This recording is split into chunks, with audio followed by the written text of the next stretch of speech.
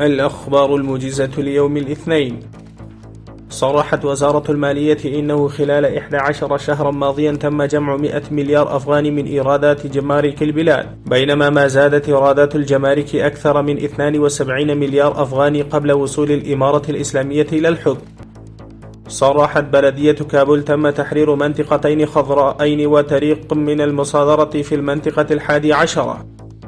زار وزير الأشغال العامة الملا محمد عيسى الثاني أمس أقسام شتى لشركة البناء التركية 77 في أفغانستان، وناقش مع مسؤول الشركة على المواضيع ذات الاهتمام المشترك.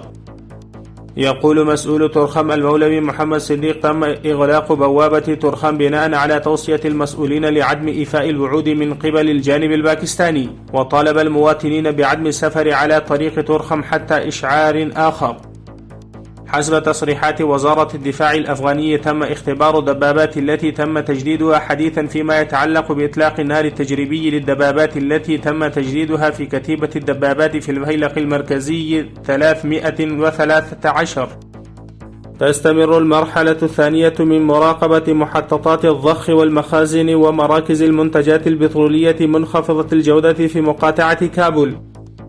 عاد عبد البصير رئيس مجلس منطقة الجنوب للحزب الوطني الموحد للإدارة السابقة إلى بلاده من إيران عبر لجنة الاتصال مع الشخصيات الأفغانية.